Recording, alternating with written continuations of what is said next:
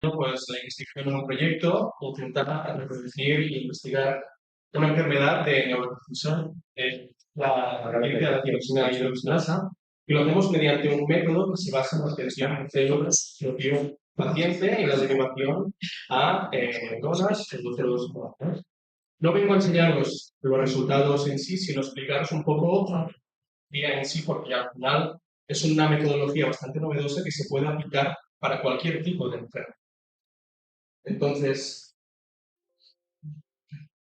para poneros un poco en contexto, de las enfermedades de los neurotransmisores, nos encontramos en el sistema nervioso. Es un sistema muy protegido y que está formado principalmente por el cerebro, el cerebro espinal y los nervios periféricos que inervan las diferentes partes de nuestro cuerpo.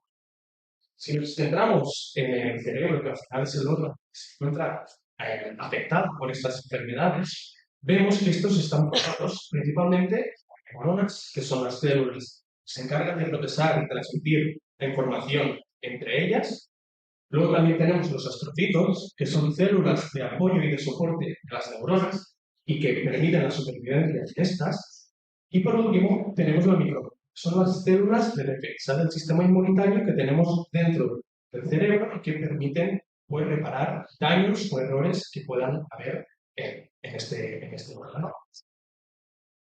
Como os han ido contando y como seguramente sabréis, pues las neuronas se conectan entre sí mediante unas conexiones que se llaman las sinapsis, en las que la información viaja de una neurona sináptica a una neurona postsináptica. Pero ¿cómo son exactamente estas conexiones? Pues la gran mayoría de estas conexiones son químicas. ¿Por qué químicas? Porque utilizan unos mediadores químicos que se llaman neurotransmisores, que son los que podéis ver aquí en el vídeo en color rojo, que son sintetizados, son generados por una presináptica, los ponen dentro de vesículas y los secretan al espacio intersináptico.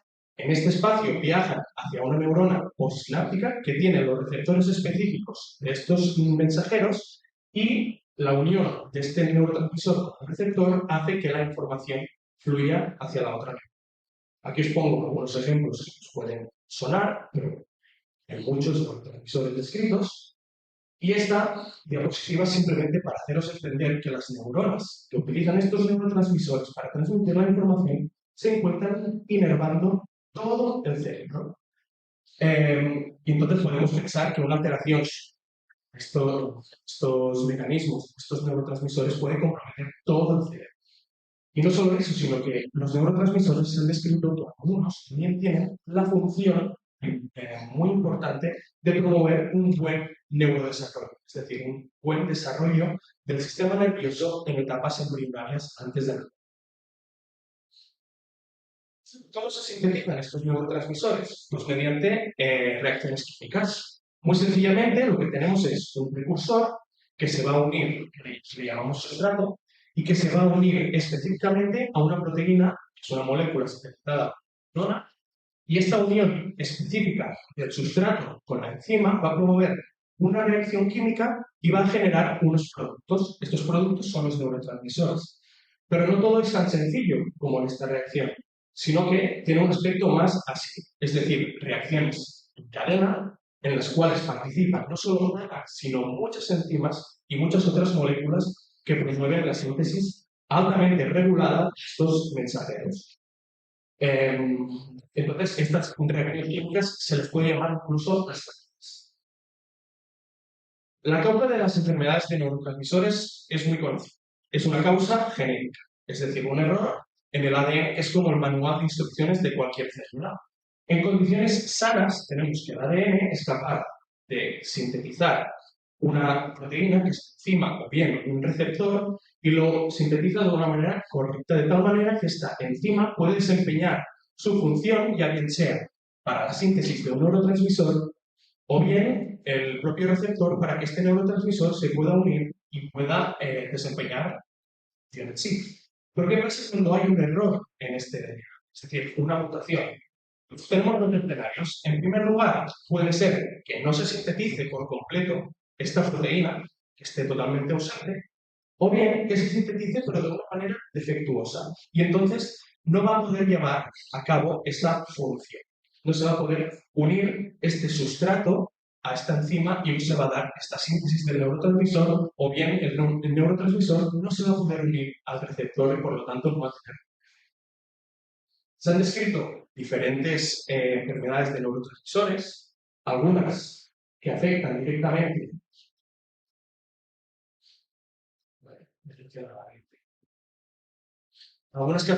directamente a la síntesis del neurotransmisor.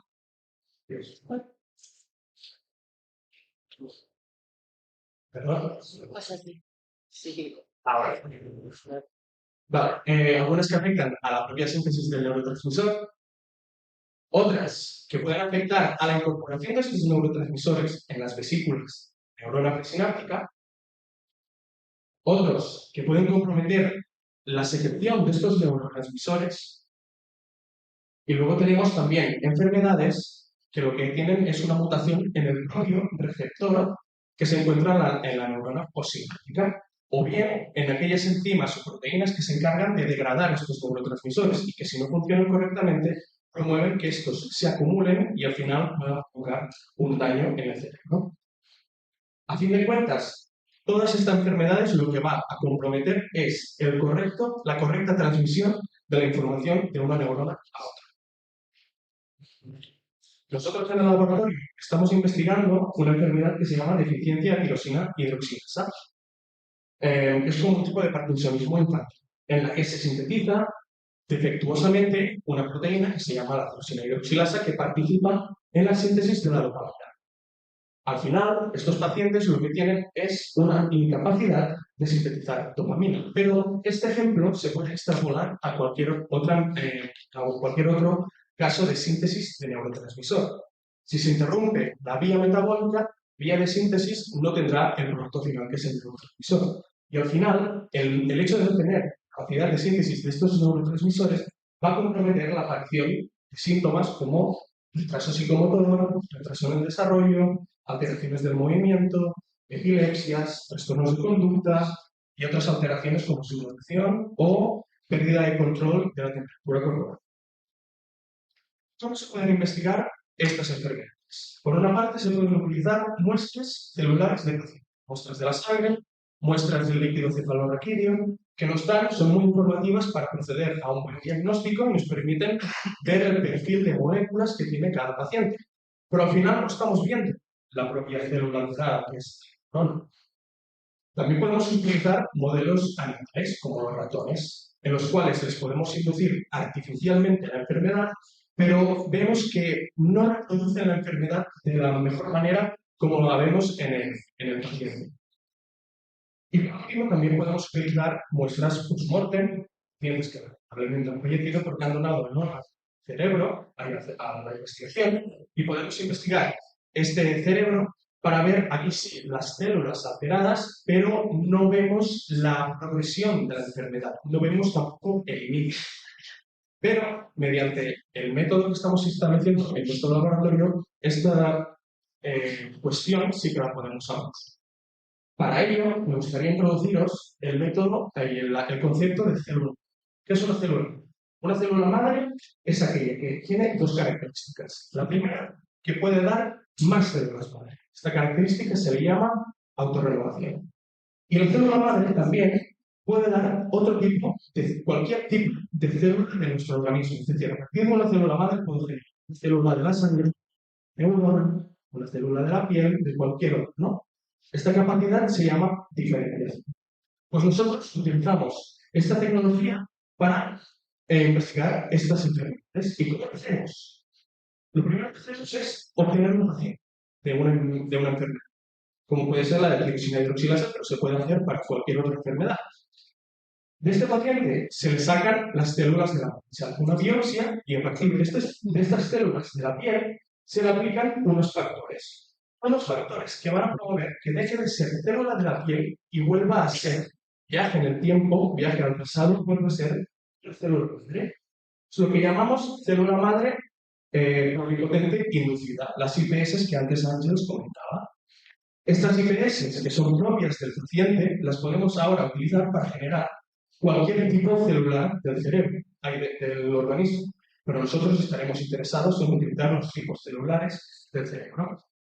A partir de aquí podemos utilizar estas células generadas para establecer cultivos y poder estudiar la enfermedad en estas placas de cultivo con las mismas neuronas que encontraríamos en un paciente. Y a partir de aquí, mediante el estudio de esta enfermedad, podemos proponer distintas terapias o distintos fármacos que creemos que podrían funcionar y que estos mismos fármacos, de algún modo, en el mejor de los casos, puedan ser devueltos al paciente. Aquí os muestro algunos ejemplos de los cultivos que hacemos en el suelo. Podemos generar neuronas, podemos generar astrocitos en verde y podemos generar también microglías, células de defensa. Y no solo por separado, sino que también las podemos poner en conjunto y ver cómo interaccionan. Es decir, podemos poner aquí los astrocitos, encima en rojo, que no se ve muy bien, en rojo tenemos las neuronas, luego en verde la microglia, y así podemos reproducir de una manera más o menos similar al cerebro cómo los tres tipos celulares interaccionan. Entonces aquí nuestra labor es la de estudiar los mecanismos. ¿Cómo lo hacemos? Pues desde las células de un donante sano hacemos neuronas y con la misma metodología hacemos neuronas a partir de las células de un paciente y observamos cómo son. Vemos que las del donante sano son muy complejas, son mayores en número y cuando vamos a ver las del paciente vemos que la complejidad es inferior. Hay como un fenotipo de inmadurez. Al final, esto nos está diciendo que es una alteración propia de la enfermedad. Y cuando vayamos a investigar, iremos a ver cuál es el mecanismo subyacente a esto que está ocurriendo. Y por otra parte, cuando vayamos a probar un fármaco para frenar o prevenir la enfermedad, esperaremos que la morfología de las células del paciente se asemeje más a las del sano que no a las de las células sin tratar. Pero aquí ahora yo os hago una pregunta o una reflexión, más que nada, que es que ahora estamos en esta metodología, estamos investigando las células en dos dimensiones, como si las estuviéramos poniendo encima de una hoja de papel. Sin embargo, el cerebro es un órgano tridimensional, con una información espacial muy importante que no podemos desestimar. ¿Podemos entonces generar cerebros dentro de una placa de cultivo? Toda la respuesta es que sí, pero no como os podríais imaginar, sino que son más de este aspecto. Unas pequeñas esferas son lo que nosotros llamamos organoides cerebrales, que pese a que morfológicamente no se parezcan mucho a un cerebro y presenten pues, un diámetro de de 1 a 2 milímetros, vemos que contiene el número millones de células y la diversidad celular ideal y que es suficiente para nosotros para poder estudiar estas enfermedades manteniendo la información tridimensional. ¿Cómo los generamos? Pues cogemos estas células madre, las desplegamos, las ponemos individualmente y ellas mismas, bajo rotación, son capaces de pegarse y formar estas pequeñas esferitas. Y nuestra labor entonces es la de aplicar líquidos, medios de cultivo y factores para promover la diferenciación hacia organoide cerebral. No queremos hacer un organoide del corazón o de otro órgano. Queremos que sea del cerebro. Luego, cuando ya los tenemos, hay que caracterizarlos, hay que ver qué tipos celulares tienen. Y efectivamente, en esta imagen podemos ver en verde que presentan neuronas. Y no solo eso, sino que también somos capaces de detectar un tipo celular, un tipo de neurona específicamente, como por ejemplo las neuronas dopaminérgicas que sintetizan y secretan la dopamina. También, por otra parte, estos organoides los podemos cortar y podemos ver qué tipos de células tienen en su interior, como por ejemplo, en este caso, que vemos precursores neuronales en rojo que se concentran de manera circular y alrededor vemos las neuronas que se han generado a partir de esto. Una vez ya tenemos el sistema caracterizado, ya sabemos cómo son, lo que vamos a hacer es otra vez una comparación entre una condición sana, es decir, entre organoides obtenidos de células de un donante sano, y las vamos a comparar con los mismos organoides derivados de células de un paciente. Para el contexto de la enfermedad que estamos investigando, que hay una deficiencia de dopamina, vamos a generar un organoide que tenga esté enriquecido en células que secreten esta dopamina, células dopaminérgicas. Esta región del cerebro se llama mesencéfalo. Nosotros lo llamamos organoide de mesencéfalo. Cuando vamos a generar un organoide de mesencéfalo, además aquí no se ve muy bien, pero cuando lo hacemos a partir de un organoide sano, vemos que este tiene una buena capacidad para generar estas células dopaminérgicas. Pero cuando vamos a ver el mismo organoide de un paciente con esta deficiencia en la síntesis de dopamina, vemos que no tiene esta misma capacidad de generar estas neuronas. Y no solo eso, sino que también tiene una menor síntesis de la cafeína, que se trata de sintetizar esta dopamina, que es la que está defectuosa en la enfermedad. Vemos que tienen menos dopamina y vemos que también tienen alteraciones morfológicas. ¿Qué nos está diciendo eso? Que nuestro modelo es el ideal, o al menos es bastante fiable, para poder investigar la enfermedad utilizándolo. ¿Por qué? Porque estamos viendo las mismas alteraciones que se pueden ver en los pacientes. A partir de ahí, esto lo que nos permite es seguir usando estos modelos para investigar otro tipo de alteraciones que pueden estar aquí. Lo que hacemos también es generar otro tipo de organoide cerebral. En este caso estamos haciendo un organoide cerebral que son muy útiles para estudiar etapas del neurodesarrollo, es decir, del desarrollo del sistema nervioso. Esto hasta ahora no se podía estar observando mediante los mecanismos de investigación que había hasta ahora. Y lo que estamos haciendo aquí, por ejemplo, es visualizar que hay una mayor proporción de precursores neuronales en la condición enferma respecto a la condición sana. Los precursores neuronales tienen que dar neuronas. Y el hecho de estar observando más precursores en la condición enferma que en la condición sana nos está diciendo que esta transición de precursor a neurona no se está dando de la misma manera que en una condición sana. Lo que vamos a ver, pues, 2 minutos, lo que vamos a ver a posterior es confirmar esto. Entonces, algo que nos he dicho hasta ahora es que los organoides los podemos medir la actividad. Los organoides tienen la capacidad de tener actividad neuronal como la que tendría un cerebro vivo. Vamos a ver la actividad neuronal de estos organoides y lo que vemos es que en un paciente, en los organoides de un donante sano, disparan, como podéis ver. Estas células tienen actividad y conectan entre sí. Mientras que cuando lo vamos a ver en el...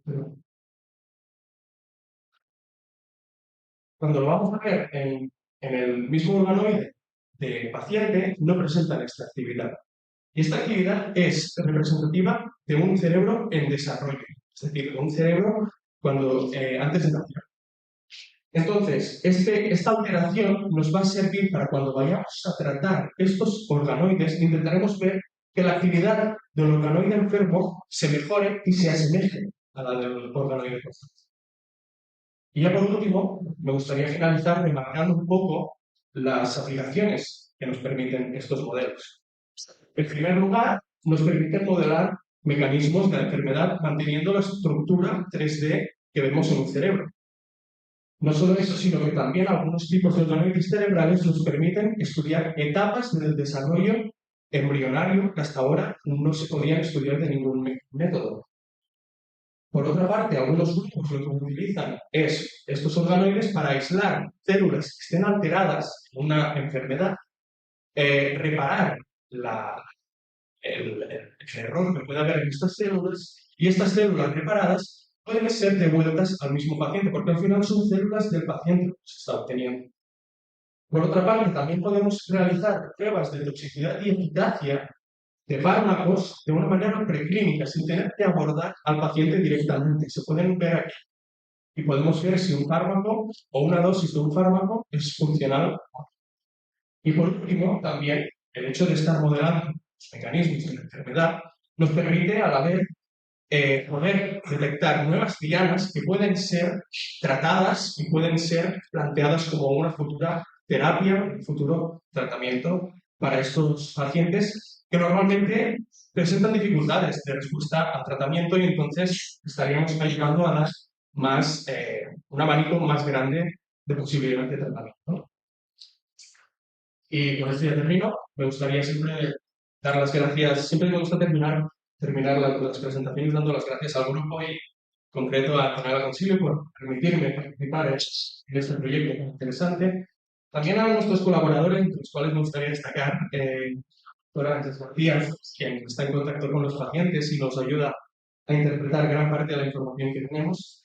Y por último, pero no menos importante, dar las gracias a los organizadores de estas jornadas y sobre todo a los asistentes, a las familias, vuestra asistencia y vuestra gracias. Gracias.